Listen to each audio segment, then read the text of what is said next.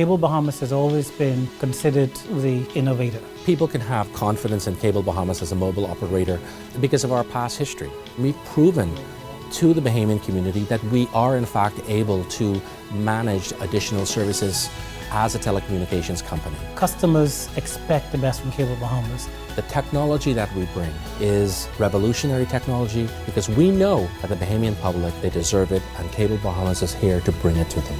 We are ready. Turn us on. A prominent Australian doctor found dead inside his Old Fort Bay home. The State Minister of National Security blames the nation's crime rate on gang violence. Plus, Junkanoo legend Percy Lola Francis weighs in on Junkanoo Carnival. And sponsors already on hand for the IAAF World Relays. We've got those stories and more coming up tonight. I'm Dana Smith, and NB12 starts right now.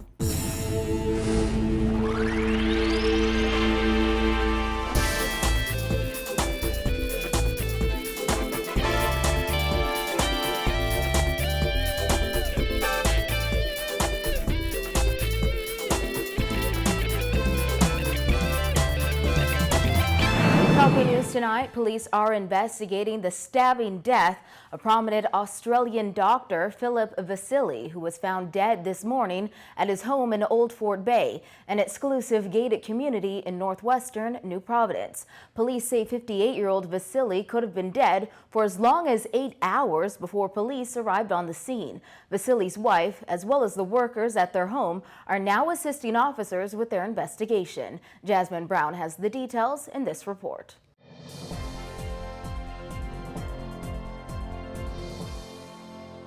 Pristine homes line this roadway in the Old Fort Bay community that's known more for its wealth than violent incidents. However, police say a violent incident ended in the death of a 59-year-old man inside this home behind me. That upscale home belongs to the Australian podiatrist whose body was discovered in the dining room, according to Chief Superintendent Paul Roll. Roll gave few details at the scene, but he did confirm workers discovered the 59-year-old's body on the dining room floor around 8 a.m. Officers responded to this area where they met a Caucasian male lying in the floor of one of the buildings on the property with stab wounds to the body. Roll went on to say Vasili had multiple stab wounds to the chest and added that police believe he had been dead for several hours.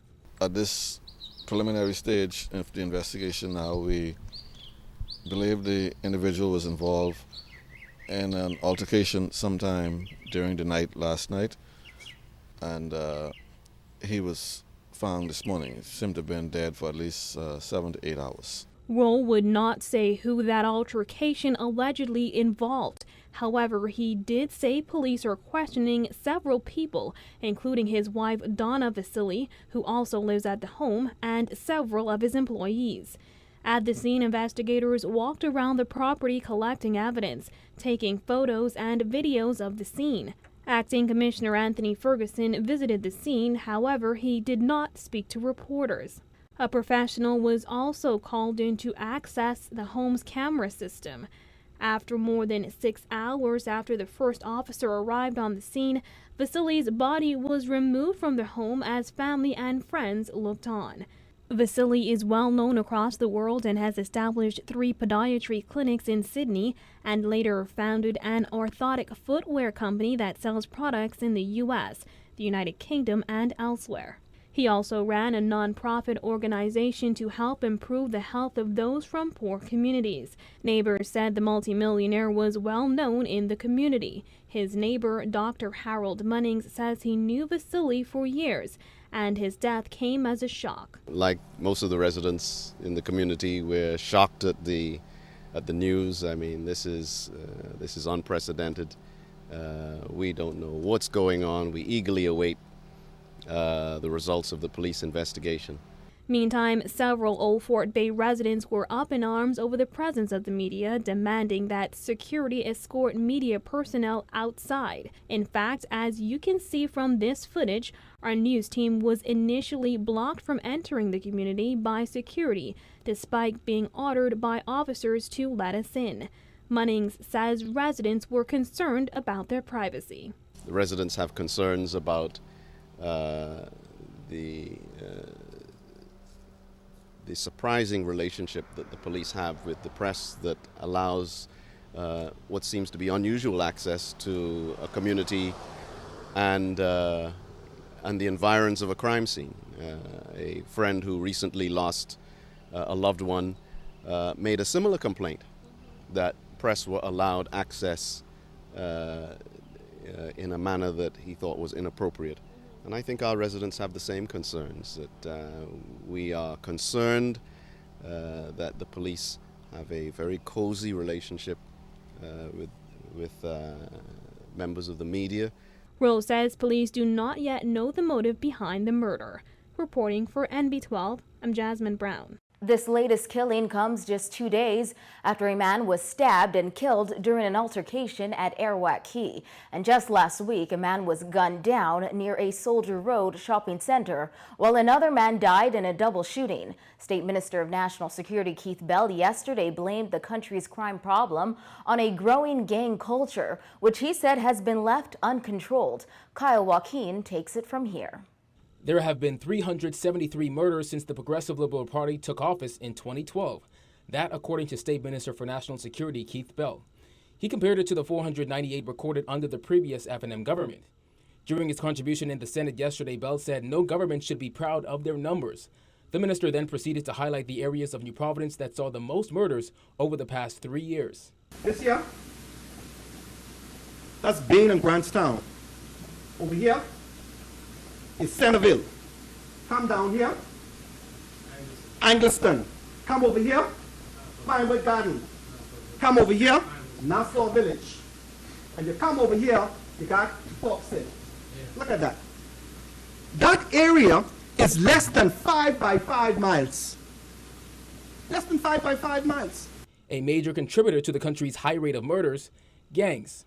Bell said in addition to the gangs, there has been a noticeable increase in the number of illegal firearms on the streets of the capital. The minister touched on these gangs and their spread throughout urban areas of New Providence. Since coming to office, this one order gang has expanded over here, being in Grantstown, expanded in Fort Hill, expanded Pinewood Gardens, expanded Nassau Village. This will be fine if we come to office in 2012, but we got to deal with now. Expanded in some parts of Centerville. Then we have another gang called Fire and Theft. Fire and Theft. There you got it. Fire and Theft. Now watch as I put the X's in different colors now. It's Fire and Theft. Now you see what's happening, right? What you can have? Conflict, hostility, right? Bell says the government has taken a huge step to crack down on the country's gang problem by passing an amendment to the Penal Code. That legislation, he says, stipulates that organized gangs of 3 or more people face penalties of $500,000 or imprisonment for up to 25 years. According to Bell, gangs have even made their way into the high school system, and officers, he said, recently proved this when they arrested a teen found with a gun connected to numerous murders. A 15-year-old who sought to enter a particular place, a sports meet, with a handgun, Mr. Chair, a high-powered weapon.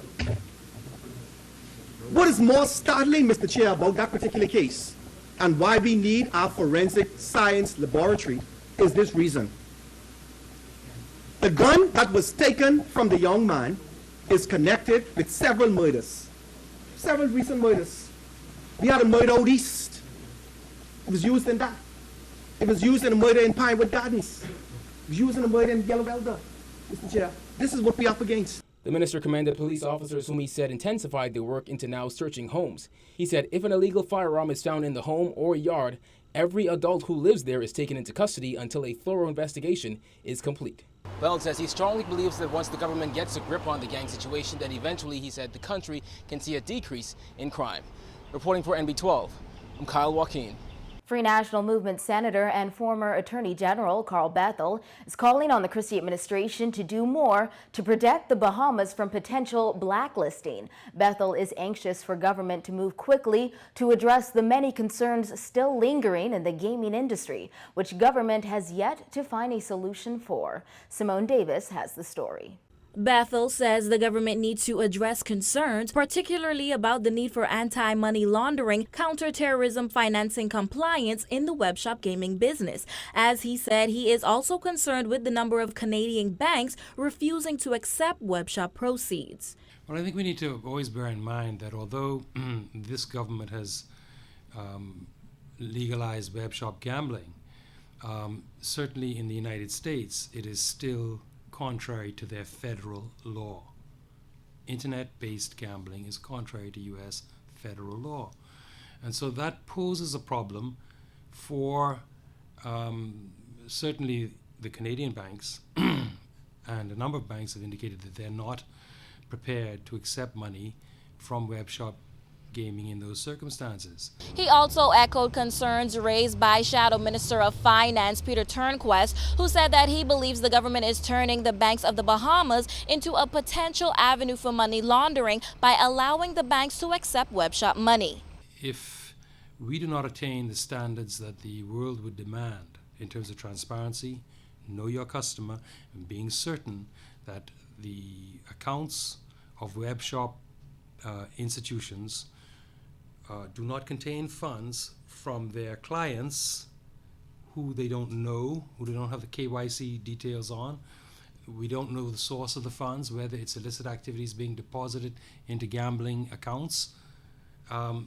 Then that will cause severe problems in the medium to long term. Certainly for a bank such as Bank of the Bahamas, in terms of its correspondent banking relationships, and possibly also for the Bahamas. On Wednesday, the State Department released its 2015 International Narcotics Control Strategy report, which held that various criminal organizations were taking advantage of international business companies and offshore banks registered in the Bahamas for money laundering purposes. The report also noted that web shops flourish in the Bahamas and acknowledged that the government's 2014 Gaming Act is designed to regulate web shops and bring them into compliance with industry standards. Bethel said that it's the government's duty to ensure that there are no lingering issues in the banking sector. It falls upon the government to move as quickly as possible to ensure that there are no lingering concerns with regard to the regulation, with regard to the full compliance, know your customer rules that are absolutely necessary where large financial inflows are coming into the banking sector. The F&M senator also noted that the areas of concern raised in the report suggest the State Department's concerns center on the ability to ensure compliance by the web shop sector. However, that was not the only major concern, and the government should not ignore these serious matters. But we cannot legislate in a void. We can't legislate just for the Bahamas and think that that satisfies the world. What the State Department's report is indicating is a level of concern to ensure that there is the necessary full compliance with the anti-money laundering regime that is really a part of the requirement for a well-regulated and blue-chip financial services center. Last week, Prime Minister Perry Christie acknowledged that banks must ultimately make the call on the web shop money. The F&M senator said the government must prepare for greater international pressure to eliminate the chance of criminal organizations taking advantage of Bahamians' sector. Reporting for NB12, I'm Simone Davis. After winning the 2015 Bahamas National Spelling Bee on Sunday and defeating 19 girls, champion Charles Hamilton Jr. says he wants people to know that boys are talented at much more than just sports. I was a bit intimidated by the girl power, supposedly, but afterwards I became more in touch with the people in the competition, and then they are so kind-hearted and everything went smoothly. Please participate and show people that boys aren't only good for sports, and and stuff like that. You need to know boys have big brains too. After a special assembly at St. Anne's School this morning to honor the school's 2015 champions, Hamilton Jr. said he never saw himself entering a spelling bee competition due to his speech impediment, but he wanted to, so he finally put his fears aside and did it. For me, it's quite an overwhelming feeling because I didn't ever think that being my speech impediment I'd ever be able to do such a great thing, and something that I've always put off to the side. I remember years ago I would watch the National Spelling Bee on TV and I was like, I'm not going to ever go in that. But then having pursued it and won, it's just a great feeling. His spelling bee coach, Dr. Ruby Brown, said she always believed that Charles could successfully compete in a spelling bee because of his excellent grades in school and his determination. I felt awesome. I felt so good. I know Charles could have done it. He's a very strong student, very intelligent, so I know with God's help and coaching, he would have made it. Thank God. Hamilton Jr. is set to compete internationally in Washington, D.C.